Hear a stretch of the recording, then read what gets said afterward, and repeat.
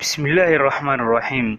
فضلا سبسكرايب سار channel keena sidoo kalena gambaleel ka furo si uu ku dhaafin wararka tirada badan iyo xogaha xasaasiga ah ee aynu halkan soo gelino wararka iyo xogaha aynu halkan soo gelino waxa u badan guulaha dawladda federaalka ay ku talaabsato maalin walba iyo saacad walba waxaana kala ka marnay dhacdooyinka dalka ka dhaca oo aan iyagana si maalinna idin la wadaagno habeenkii xalay ahaa waxaa soo yeeray war aad iyo aad u farxad badan oo qof kastoo Soomaali ah uu ku farxay sirista uu soo yeeray hadalkaasi in maanta oo Arbaca ah ay ka fariisanayso diinta lagu leeyahay Soomaaliya waxa ka soo bixi doona lagama warqabo balse Soomaalidu waxa ay rajeynayaan iyo dawladda Soomaaliyeed guul aad iyo aad u weyn waxa ayadana farxad aad iyo aad u weyn ah waxa la soo yeertay in Soomaaliya laga cafiyay lacag 122.55 milyan ah oo lagu lahaa wadin lagu lahaa lacagtaasi bangiga horumarinta Afrika ee loo yaqaan AFDB ayaa 122.55 milyan oo dollar oo ahayd deyn uu ku lahaa Soomaaliya ka saamaxay ama ka masaxayba kadib markii ay lacagtaasi bixiyeen boqortooyada Ingiriiska iyo wadamada ku bahoobay midowga Yurub sida lagu cadeeyay war saxaafadeed ka soo baxay bangiga Afrika oo lagu sheegay inay astaan u tahay dhamaadka cunaqabataynta iyo bilaabashada wada shaqeynta bangiga horumarinta Afrika iyo Soomaaliya waxay ka dhigan tahay in bangiga horumarinta Afrika iyo Soomaaliya oo aanan horay wada shaqeyn u dhexmari karin ay hadda wada shaqeyn yeelan doonaan horay waxa sidaan oo kale lagu guuleystay in bangiga adduunka uu Soomaaliya xiriir toos ah la lahaado oo muddo 30 sano ah uu xiriirkaasi maqnaa wasiirka maaliyadda Soomaaliya Dr. Cabdiraxmaan Ducaale Beyle ayaa talaabada bangiga horumarinta Afrika qaaday ku tilmaamay mid bilow cusub ah Soomaaliya isagoo inta ku daray inay sii wadi doonaan dib u habaynta maaliyadda tan iyo inta laga xaqiijinayo cafinta deymaha lagu leeyahay Soomaaliya madaxweynaha bangiga horumarinta Afrika ayaa hoosta ka xariiqay muhiimadda taariikhdan ay leedahay waxaana uu muujiyay sida ay ugu faraxsan yihiin doorka hogaaminta ee uu qaatay bangiga horumarinta Afrika si deynta looga cafiyo Soomaaliya taas oo ku tilmaamay mid ka tarjumaysa awoodda iskaashiga iyo wada shaqeynta joogtada ah waxaan amaanayaa dadaalada dawladda Soomaaliya ee dib u habaynta dawladda Ingiriiska iyo dawladda midowga Yurub ee bixiyay deyntii bangiga horumarinta Afrika ku lahaa Soomaaliya intaas oo wada jira waxay sidaas u sameeyeen waa dadka Soomaaliyeed dartood sida waxa yiri madaxweynaha bangiga horumarinta Afrika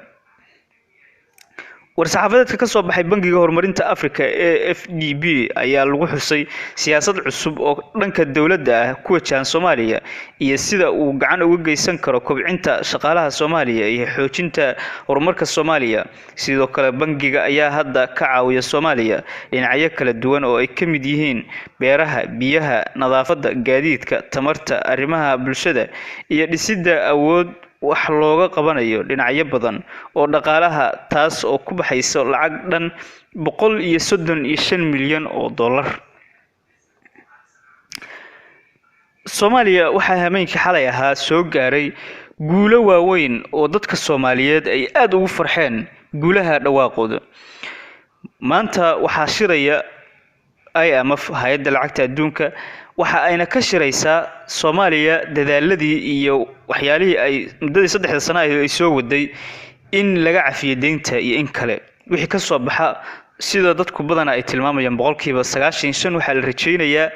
in Soomaaliya ay ka soo baxaan war ay aad iyo aad ugu farxi doonto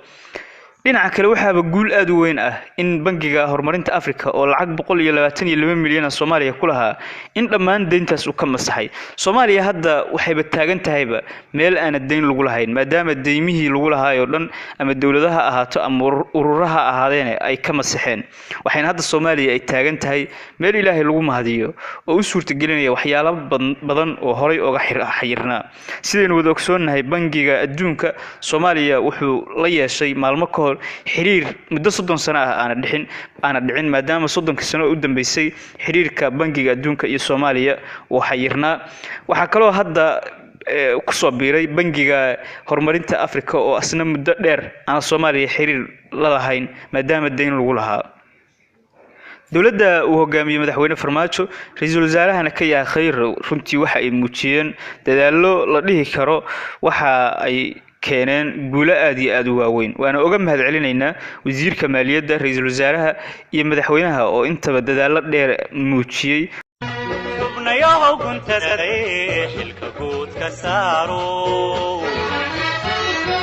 xubnayahow guntaday dhergaratadaho xubnayahow ninga caaliyo gayigoodu jeceliyo kama xubnaha diiday dadkoodii aan gabiro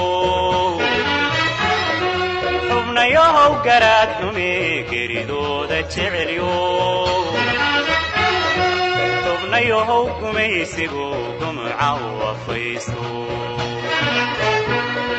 xubnayahow guntadaye xilka guud ka saaro xubnayahow guntadaye dhergaratadaho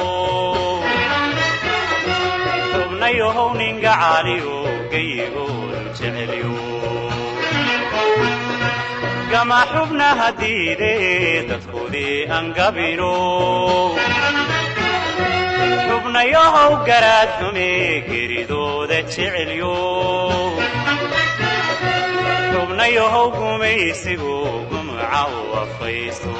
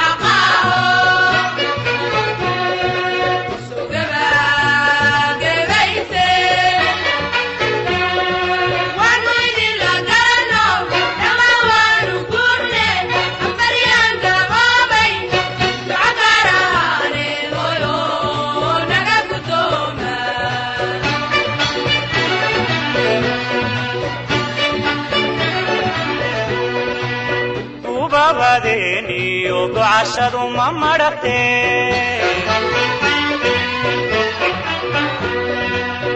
ubabadeniyo ducashadu ma maragte iragaarasiyo gediga hayaaka odaha ka sii gura iragaarasiyo gediga hayaaka odaha ka sii gura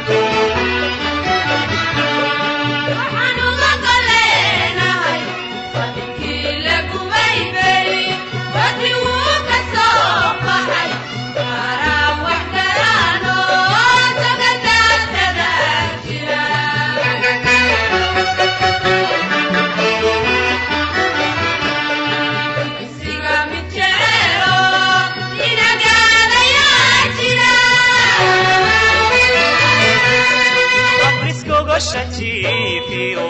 maskalalan baachira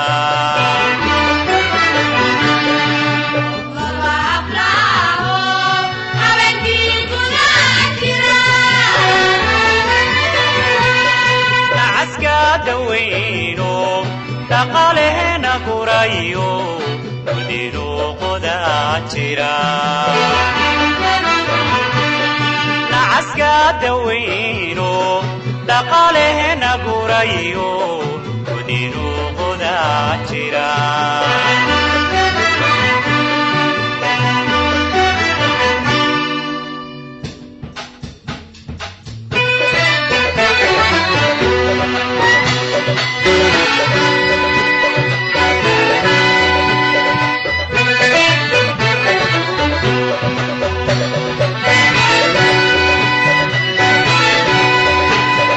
kala guurkii weeyo dagaal baan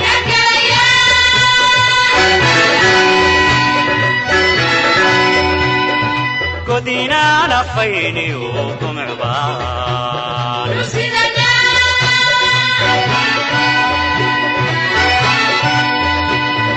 dadka ruuxa gaabsha midbageed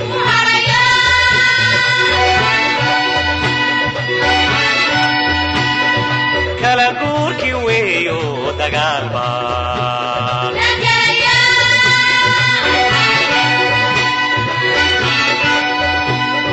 godinaan afayniyo gumuc baan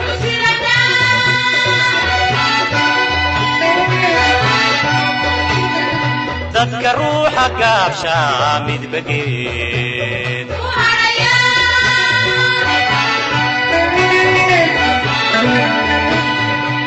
walbuu garwaaqso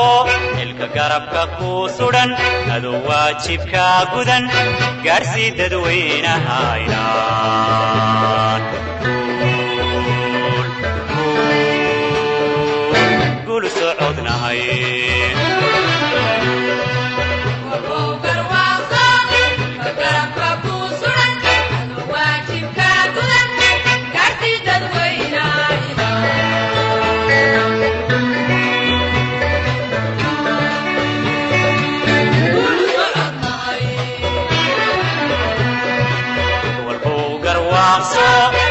garabka ku sudan adoo waajibka gudan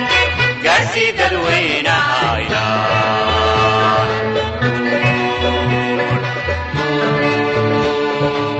gul socodnahay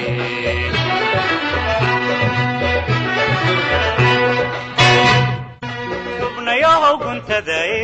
xilka guud ka saaro xubnayahow guntadae dhergaratadaaho